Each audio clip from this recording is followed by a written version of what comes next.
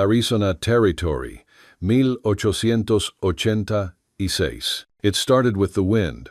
It always does out here. The kind that scrapes your teeth when you breathe, carries the taste of rust and thunder. I'd been walking the north fence since dawn, fixing what winter and men had broken barbs torn by elk, wire cut by hands that didn't know or didn't care where my land ended.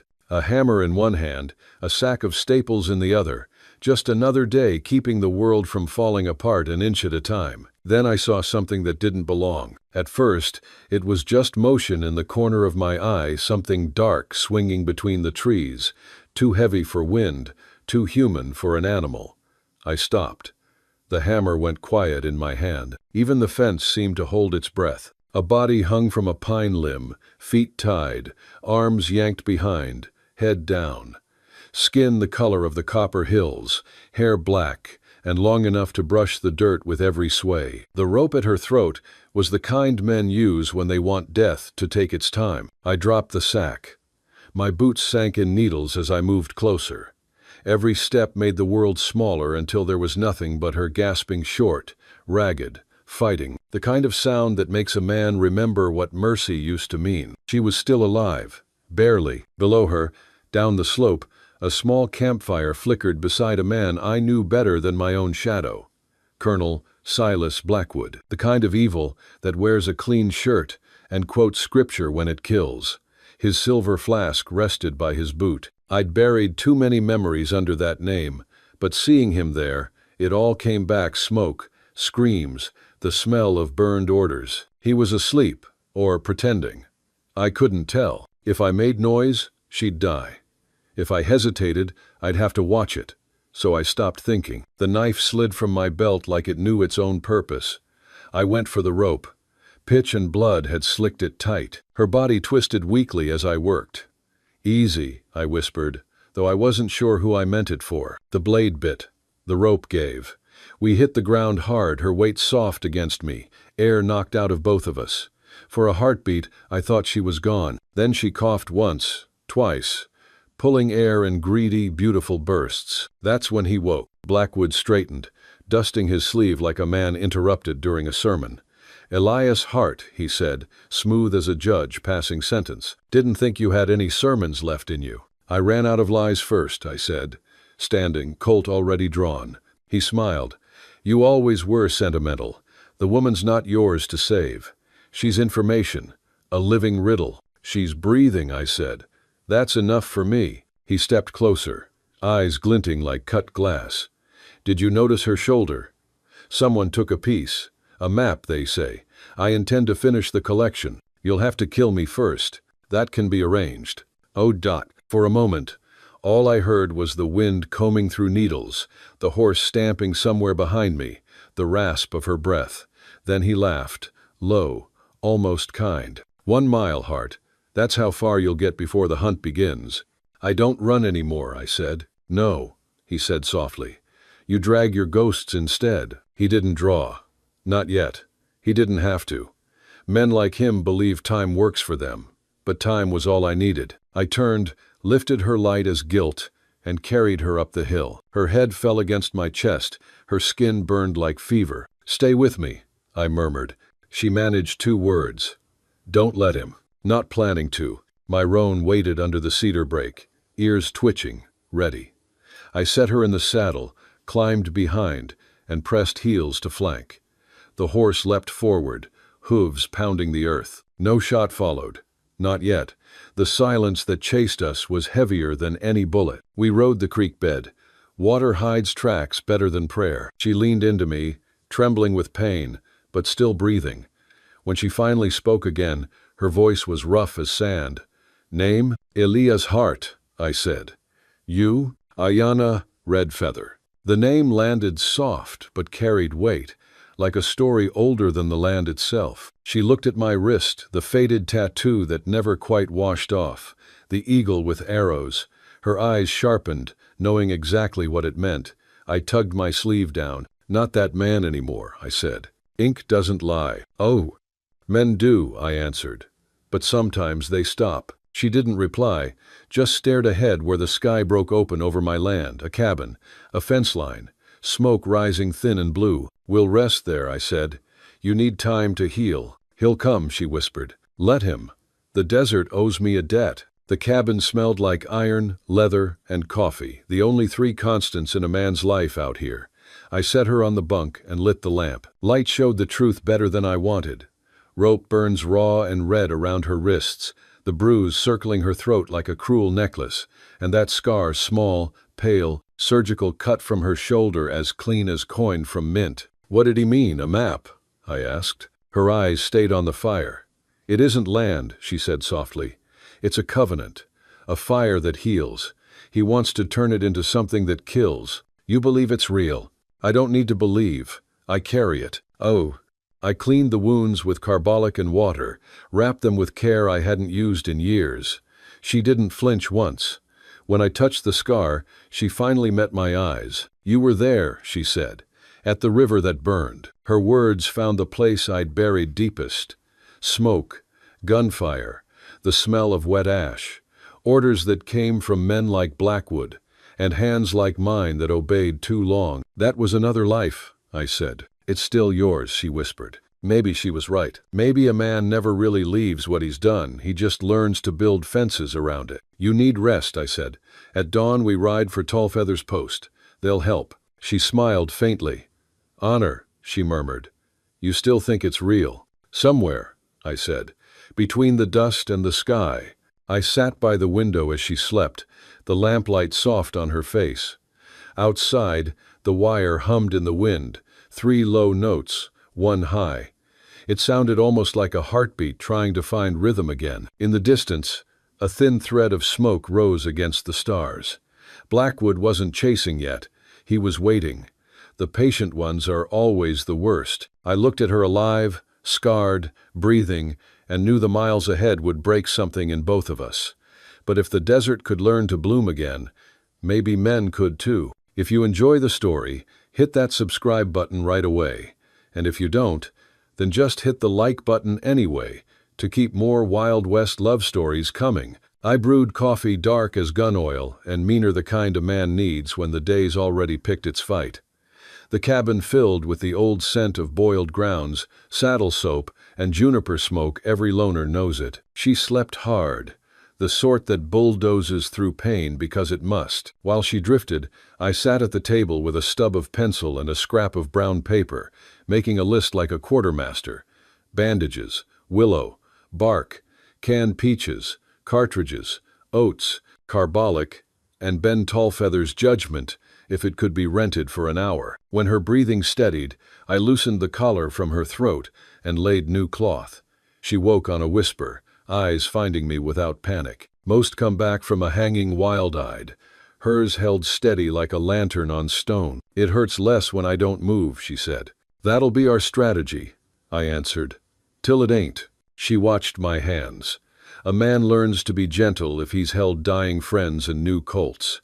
I cut away the rope burns, dabbed carbolic, bound the wrists. At the old scar she tensed but didn't pull. The cut patch had healed smooth, pale where sun never reached. Whoever did it knew how to take skin, not butcher it. "That piece," I asked, "you gave it to someone you trust, or buried it where even wolves won't nose?" "Trust," she said, "and distance. Blackwood won't stop. He doesn't smell me," she said. "He smells what I guard." I poured her coffee, cut it with water. She drank slow. Color came back to her face. Outside, the roan snorted at a jay. The world carried on, blind to men's dramas unless a bullet woke it. "You know him," she said. "I know his work," I said, "and the ledger he keeps where souls should be." "Why leave me there?" "Because he thinks he's already won. Pride makes a man lazy. He wanted to see where I'd run." "Where will you run?" "I don't," I said. "I fix fence and pay tax on dirt the government drew with a ruler not meant for hills." That almost smiled in her eyes. "And yet you ran me out from under him." "Some chores are bigger than a fence," I said. Her gaze slid to my sleeve. I didn't cover the old ink. We sat with it between us like a third thing. Finally, I said what I'd never told a soul. I wore it young. Thought duty and obedience were the same. The day I learned the difference, the air was smoke thick enough to choke God. I tried to stop what I could. I didn't stop enough. Names? She asked. Not mine, I said.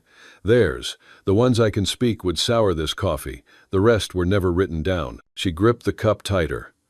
Then you know why I can't let him find it. Ode. I know enough to saddle early, I said. We'll ride to Tallfeather's post. Ben hears more in a day than most in a year, and he doesn't sell it. You trust him? I trust his wife more, I said. Luyu. When she says take a trail, I take it without asking the weather. She finished her coffee, glanced at my gun rack, the Winchester with a smooth lever and the old double barrel above the hearth. You'll need the rifle, she said. I corrected, sliding the Winchester into a scabbard. By mid-morning she was on the roan and I on my dun mare, Belle, who only liked me when hay was involved. I left a note under a rock for a neighbor to run my cattle if I didn't touch that rock again by Sunday. You learn to tidy your life quick when the past comes collecting. We took the back draw, willow-choked and mean with rocks where hooves vanish and trackers lose their faith. The valley opened to a bench above Mesquite Flats, the same town as ever. 4 streets, 1 church, a jail with 1 hinge, a hotel with more wallpaper than sense, a blacksmith whose hammer was honest, and the Tallfeather trading post sitting apart like wisdom prefers. Before going down, I raised the spyglass. The place wore Saturday faces on a Tuesday, too many idle men on porches, hands that didn't look like ranch work. A fresh poster fluttered on the telegraph door. Even from up top, I knew the kind of sketch that lives under reward. 2 pictures. A woman with raven hair and a stubborn mouth drawn by someone who'd never seen her alive, and a man whose jaw the artist squared up to flatter him. Apache, criminal, and army deserter. Wanted for theft of government property and treason. Reward in cash by Colonel S. Blackwood. The numbers below would buy a team and a patch of land. Town's poisoned, I said. Do we turn? No, I said. We ride straighter. Men smell fear faster than rain. We came in at an easy gate, the kind that says we belong. I tipped my hat to Marshal Voss, who liked small hats and big cigars. He watched us like a dog studying a cat too proud for its fence. We hitched at Tallfeather's rail. Ben came out wiping his hands on a flour sack, wearing the look of a man facing a leaking barrel. Elias, he said, then saw Ayanna. No flinch, just respect. Ma'am. Ben, I said. Need quiet in the back room. He nodded. Luyu was already there. Some folks you send for. Some just know. She took one look at the rope burns and made a soft, mothering sound. Her hands moved fast. Sure. Kind. What else? She asked. Blackwood, I said. With money and lies. Then he has much company, she said. Sit. Ben poured coffee that tasted like it argued with the pot since winter. He set out jerky and beans. When we'd eaten, he leaned on the counter, voice low. He came 2 days ago, Ben said. Hired idle hands. Bought others with coin. Talk as she, he nodded to Ayanna. Stole government secrets, and you, he looked at me, mutinied in your heart. He bought Voss, with a badge in Prescott. The Tucker brothers with whiskey. Didn't buy us. Bless you for your poverty, I said. Luyu snorted. We are not poor. We are particular. Ben dropped his tone lower. He's got the telegraph clerk sending him poems when news rides the wire. Asked about something that heals while burning, called it a mineral. I said there's tea does the same. He didn't laugh. He'll come again, Ayanna said. Likely riding, Ben said. He sent a boy to ask about an Apache woman with a scar at her shoulder. I told him I only see customers and neighbors. He didn't get the difference. Back room's yours, Luyu said, already decided. But you can't stay long. His kind spoils food. We'll buy quiet things and leave, I said. Ben pulled a rolled paper from under the counter, tied with twine. A hunter I trust saw smoke 3 nights running in the Mogollon country, small, disciplined fires. He left this map in case a certain someone came asking without asking. Ayanna untied it carefully. Creek forks like spider legs, cliffs that said no, and a circle near Silver Creek marked handprints on stone. Her breath changed. Decisions have their own sound. Thank you, she said. Benschrogel. Difference is the only thing a man leaves that doesn't rot. We packed supplies. I paid in coin that used to be a saddle. Luyu tucked medicine packets into Ayanna's bag like gifts meant all along. When we reached the door, Ben paused. "He'll come by within the hour," Ben said. "I know," I said. "He'll ask what I know. You know we bought flour and left." Ben nodded. "If you live, You'll bake you a cake with that flour. If I don't, eat it in my memory." Oh. Outside, the light was white and hard, making a man squint at his own thoughts. We mounted. Voss watched from the shade. The Tucker boys measured us like surveyors. I tipped my hat to the church where nobody prayed. Then we rode north like a truth you can't unsay. Not a mile out, a white shape ghosted the ridge, more light than animal. Ayanna saw it too. "The wolf," she said. "Heard stories," I said. "Stories are how truth keeps warm." Lie. We let it run where it pleased and kept our own trail. Creek close, wind left cheek, junipers between us and men who thought bounty meant permission. At Juniper Pass, I turned to her. "You ever play piano?" She blinked. "I know songs without keys." "Good ones," I said. "A woman once told me music's the one law no judge can ruin." "Was she yours?" "No," I said, and felt the ache of a ghost I'd visited too often. "She was wise. That's rarer than beauty." "Oh." We made camp high and small, fire only a whisper of flame. I laid her blanket where the wind would pass but leave warmth. She watched me, calm enough to shame a man into standing straighter. "You saved me," she said simply. "Seems we're saving each other in turns," I said. "Don't get used to it. The land hates patterns." She lay back, eyes on a sliver of sky.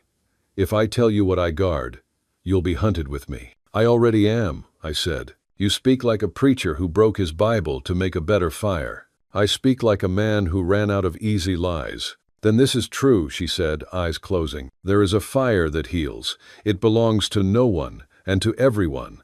My father called it a covenant. Blackwood calls it a prize. Sarah Wolfclaw calls it medicine. I call it home." The wind moved through the pines like a hymn a church forgot, but the forest remembered. I watched the dark gather on the ridges where we were headed, and knew the country would demand blood before it let us pass. I checked my rifle, the horses, and the line of my own resolve, then lay back on my saddle and let the stars stand watch. If you like Wild West love stories or Wild West stories, drop a bunch of 1 second and your place in the comments for the Wild West Love channel. Tell me where you're listening from so I don't feel so alone out here. The wind woke me before the Sunday. It came down from the high country sharp with pine resin and snowmelt, the kind that scrapes sleep out of your eyes and leaves the rest of the world waiting. The embers in our little fire glowed like a pair of watchful eyes. And for a moment I thought of the wolf again, white, silent, judging. Ayanna was already awake, sitting cross-legged at the edge of the camp, facing east. She wasn't praying the way white men pray with words that beg, but the way the old nations do, breathing, steady, part of the earth's pulse instead of apart from it. When the first sunlight brushed her cheek, she opened her eyes and spoke without turning. "They're close." I didn't ask how she knew. Some people read dust and hoofprints, others listen to something older. I checked the rifle, cinched the saddle, and handed her a strip of jerky. She shook her head. "Not yet," she said. "We ride light." We were a half-day north of Mesquite Flats when we hit the high trail, a scar of rock winding through juniper and sandstone. From up there, the world looked honest again. Smoke from Blackwood's camp still smeared the southern sky, a bruise that refused to fade. Every mile we gained was borrowed time, and time has a habit of asking for its money back. By noon, we reached the narrow defile locals called Widow's Pass. I stopped the horses and studied the ground. Fresh signs, 6 riders, heavy mounts, heading north the same way we were. The prints were deep. They'd been pushing hard. One set split off east, probably a scout. Ayanna leaned down from her saddle, fingertips brushing the prints. "These men don't know the land," she said. "They follow signs too clean to be true." "Meaning?" I asked. She glanced up. "Someone's leading them." It sat heavy between us, the thought of betrayal before the fight even began. I spat the taste of dust and anger from my mouth. Then we stopped leading. We turned west, climbing through broken country where the map I carried turned into lies. The horses fought the slope, hooves slipping on shale. Ayanna moved like she'd been born to it, reading the terrain the way I once read field orders. Near dusk, we found a hollow beneath an overhang of red stone. Water dripped slow from the rock face, enough to fill canteens. We dismounted, stretched stiff legs, and let the animals breathe. While I gathered dry twigs for a smokeless fire, she knelt by the water, washing the grime from her face and wrists. The scars there looked less angry now, the skin pale against the copper of her arms. I watched her reflection ripple in the pool, a woman made of fire and endurance, the sort that history forgets until it needs saving. "You've been quiet," she said without looking up. "Words cost," I answered, "then spend one truth." I thought a long while before saying it. "I don't know if redemption's a place you reach or just the road you die on." She smiled faintly. "Maybe both." We ate in silence. Coyotes called somewhere below, a ragged harmony that belonged to no one and everyone. I found myself staring into the dark beyond the fire, half expecting the wolf to appear again. Instead, only the wind moved, carrying the faint scent of rain and iron. "When this is over," I said, "what happens to you?" "If I live," she said, "I return the fire to where it was born. If I die, the mountain will remember." "And me?" She turned those obsidian eyes on me. "You already live between worlds, Elias. That is both your curse and your gift." Her use of my first name struck deeper than it should have. We let the night settle between us like a truce neither of us trusted but both needed. I slept with one hand on the Winchester and dreams full of smoke and piano music. Morning broke with thunder still too far to hear. Clouds piled over the eastern ridges, gray as gunmetal. We packed fast and rode north toward Silver Creek. The trail narrowed, forcing us single file. Around midday, I caught movement ahead, a figure on foot waving a white cloth. Reflex had me draw the rifle, but Ayana's hand touched my arm. "Wait," she said. "I know that sign. That's—" The man stepped into view, young, lean, hair-braided Apache style, but clothes half white, half native. He raised both hands. "I come from Sarah Wolfclaw," he called. "You are expected." Ayana stiffened, shock flickering across her face. "Sarah lives?" The man nodded. "And she waits for the daughter of rising Sunday." It took a breath for the words to sink in. Then she urged her horse forward, emotion tightening her voice. "Take us to her." "Oh." We followed him through twisting canyons where the air smelled of sage and hidden rain. The path grew steeper until we emerged on a plateau veiled by mist. Below lay a camp of lodges and smoke spirals, quiet but alive. Children played near fires. Women ground corn. Men watched us with suspicion that hadn't yet hardened into hate. At the center stood an old woman with silver hair and eyes that saw through everything. Sarah Wolfclaw. She greeted Ayana in the old tongue, arms outstretched. The two women touched foreheads past meeting future. In a moment, the wind itself held still to witness. I dismounted, feeling like a ghost among the living. Sarah's gaze turned to me, sharp as flint. "You are the soldier," she said, her English crisp. "The one who carries guilt like a shield." "Yes, ma'am," I said. "It's heavy, but it fits." She studied me a heartbeat longer, then nodded once. Perhaps the spirits still find use for broken tools. The words stung more truth than insult. Behind her, the people began to stir, preparing food, tending fires, whispering the news.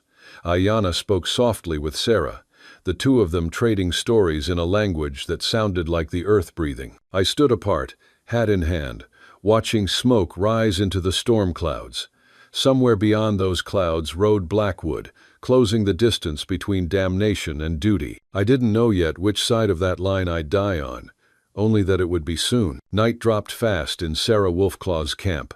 Fires bloomed like little hearts across the plateau, and the smell of juniper smoke and venison stew stitched the air together. The old woman sat near the biggest fire, cross-legged, her face half-lit and all shadow. She motioned for me to sit. I obeyed because the kind of authority she carried didn't come from soldiers or guns, it came from the earth itself. "You've come far to circle the same wound," she said, stirring the pot without looking at me. "I came to make it stop bleeding," I said. She nodded slowly. "Then you will need more than bullets." Across the fire, Ayana was surrounded by women singing in low harmony, their hands hovering above her shoulder. The sound wasn't a chant, Not quite a hymn either, it was something older, a vibration that seemed to hum through bone and sky alike. The air shimmered with it, and for a moment, the scar on her shoulder glowed faintly gold in the firelight, like a brand remembering warmth. Sarah spoke again. "You see the mark? It is a key, not a curse. Blackwood took a piece, but he cannot read what is not drawn for him. The sacred fire hides where greed cannot breathe. And this fire, it's real," I asked. "Something a man can touch." She gave me a long look that went through my skin and right into whatever's left of a man's truth. Everything real begins as something you cannot touch. The stew bubbled. I took the offered bowl and ate in silence. Every mouthful tasted of ash and comfort both. Around us, people talked quietly, the way families do when they've seen too much to waste words. Ayanna laughed once soft, unguarded, and it was the first sound that didn't belong to sorrow since I'd met her. Later, when the fires burned low, she came to where I sat cleaning my rifle. "She says you can be trusted," Ayanna said, "that you've already paid most of your debts." "I'd like to believe that," I said, running an oiled rag down the barrel. "She also says you will stay." I looked up. "To what end?" "To face him," she said. "He follows. The scouts saw his men at the lower pass by sundown.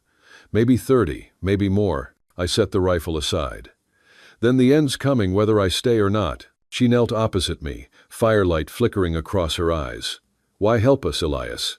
You could ride south, vanish, start over." "I've started over too many times," I said. "Maybe this is where it stops." She studied me a moment longer, then nodded. "Then we make ready." By dawn, the camp was a different creature, quiet, focused, efficient. Men sharpened blades and stacked stones for cover. Women packed medicine bundles and hid children among the rocks higher up. Sarah moved through them like a conductor, her cane tapping time. She gave orders nobody argued with. Ayanna stood on a ridge, scanning the canyon mouth where the trail wound upward. I joined her. Below, the desert stretched endless and pale. The storm that had been building for days now hung low and gray, lightning crawling its belly. "They'll come through there," I said, pointing to the narrow defile. "It's a choke point." She nodded. "We can hold them long enough for the others to vanish." "We," I repeated. "You planning to stand and fight? Would you rather I run?" I smiled, small and tired. "Running's not your style." She almost smiled back. "Nor yours." We laid the plan plain and simple. A dozen rifles in the rocks, the rest hidden farther up with the children and Sarah. I'd take the first line, draw them in. Ayanna would guard the rear trail to the caves. The storm would hide our smoke and our fear. By midday, the sky cracked open. Rain came in hard, stinging sheets. I lay behind a boulder, Winchester steady across the rest, and watched the lower trail turn to mud. Thunder drowned the sound of hoofbeats until they were almost on us. Blackwood rode at the front, black coat soaked, face calm as ever. He looked like a preacher leading a congregation straight into hell. Behind him, hired guns spread wide, rifles glinting. They advanced slow, careful, smelling ambush but too proud to stop. "Steady," I whispered to the men flanking me. "Wait for my mark." Lo! Lightning split the ridge, and in that flash I saw everything clear: the faces of men who'd sold their souls for a bounty, the shadow of the woman behind me, the memory of every order I'd obeyed too well. Then I squeezed the trigger. The first volley cracked like Judgment Day. Horses screamed, men fell, smoke rolled. Blackwood's hat flew off, but the bastard stayed mounted, returning fire with a pistol that barked like laughter. "Heart!" he shouted through the rain. Still trying to balance the books, I chambered another round. "Still collecting interest," I yelled back. We traded bullets and words and whatever shreds of decency war leaves behind. His men rushed the rocks, slipping and cursing. I felt the burn of a graze along my arm, smelled powder and blood. Behind me, Ayanna's voice rose in song, low, fierce, carrying through thunder like a promise. The others picked it up, turning chaos into chorus. When the charge broke, half his men dead or fled. Blackwood stood alone in the wash, rain plastering his hair to his skull. He raised both arms, pistol in one, Bible pages in the other, some mockery of salvation. "Come down, Hart," he shouted. "Face me proper." I did, slid down the slope, boots skidding in the mud, rifle slung. The air tasted of iron and storm. We stopped 10 paces apart. "You should have stayed dead with the rest," he said. "Maybe," I said. "But ghosts have long memories." He fired first. I rolled, mud and thunder swallowing the sound. My return shot caught him in the shoulder, spinning him halfway. Still he laughed. "You can't kill what's already damned." "Maybe not," I said, and fired again. He fell without ceremony, the rain washing blood into the same ground he'd poisoned for years. When I reached him, he was still breathing, eyes full of hate and disbelief. "She'll burn you too," he rasped. I knelt beside him. "No," I said. "She'll heal what you broke."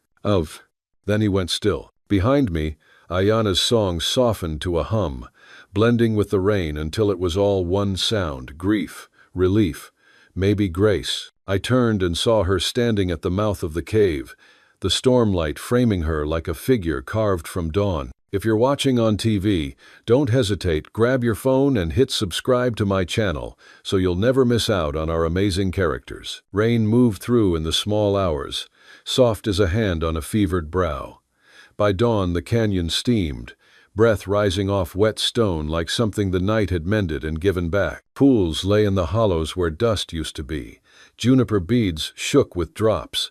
Ravens stitched the pale sky with slow wings.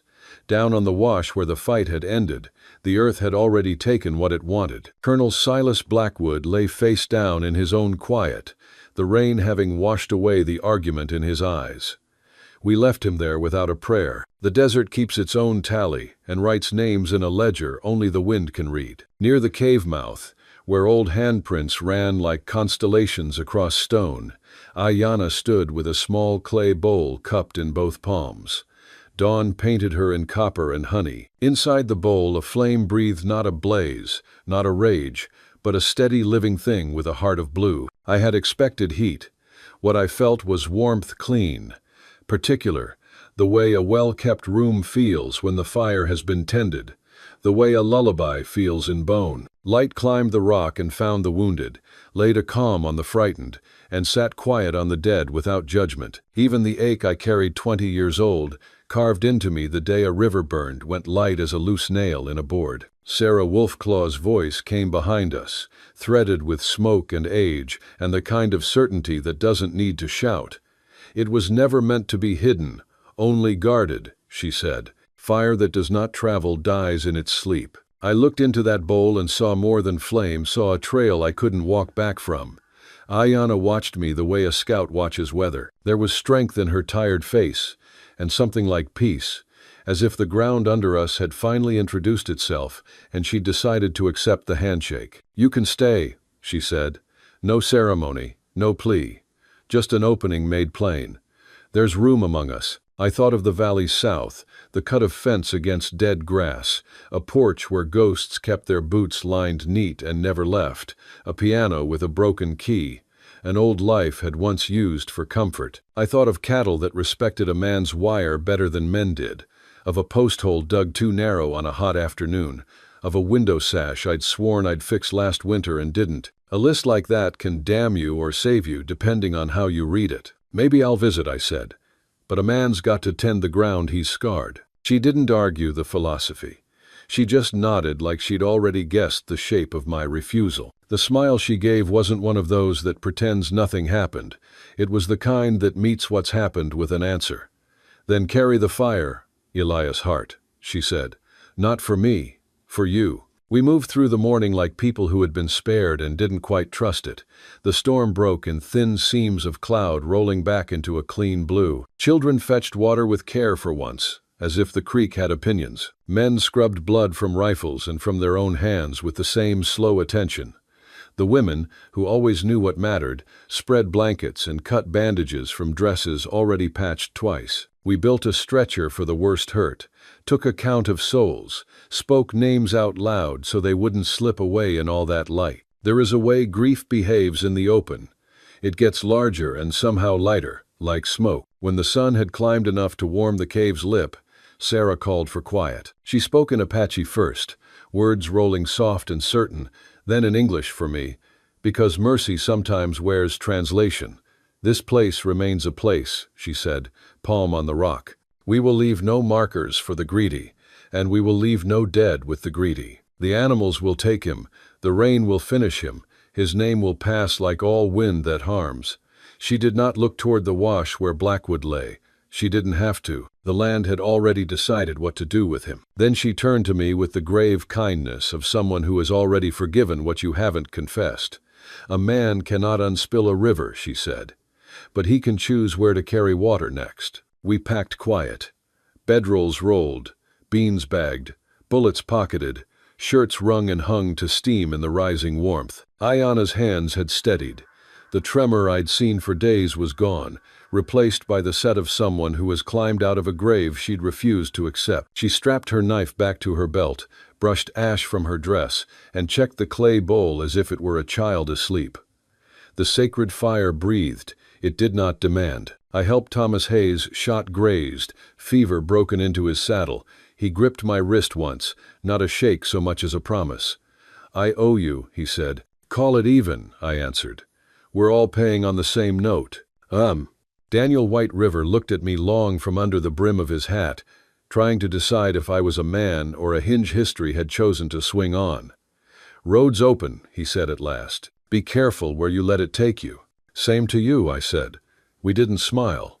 We didn't need to. When it came time for me to go, Ayana stood close enough that I could see the pale, fine lines the rope had left at her throat.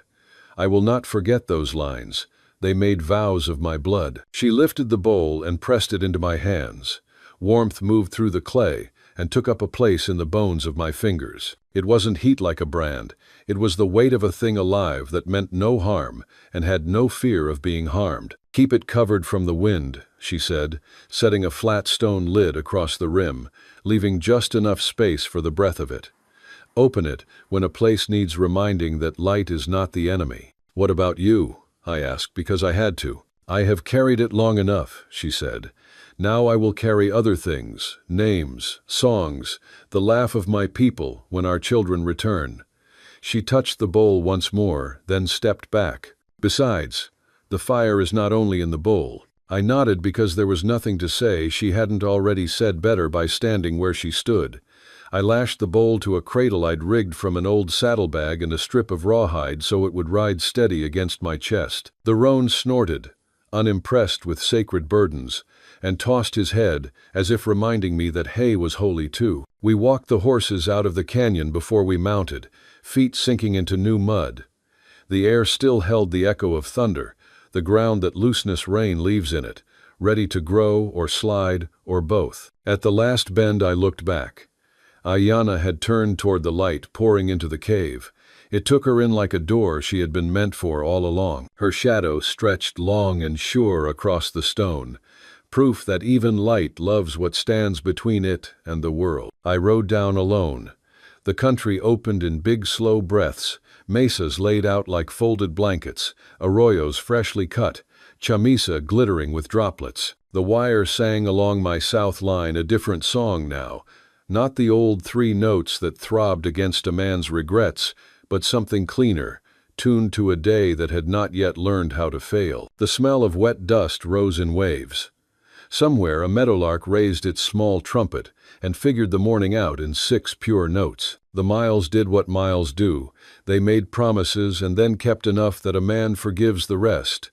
I passed the stand of cottonwoods where I used to sit in heat, the color of copper, and imagine a life that did not look back. I passed the dry tank that, this morning, was not dry. I passed the spot where a year ago I had thrown a bottle I never should have bought. The glass was gone, the grass taller. A fence post leaned the wrong way. I righted it with my boot as I rode by, just to prove to the land and to myself that both of us remembered our jobs. At the first little place where the trail pinches to rock and the wind tries to argue you off your saddle, I stopped and opened the bowl a finger's width. The flame breathed. I don't have the words for the sound it made. I only know the cliff face that had been always gray gave up a wash of amber, and a lizard stopped as if to think better of running. When I covered it again, The day seemed to stand taller. I took my time going home. Healing isn't an order you obey, it's a road you ride without knowing if there'll be water in the next mile.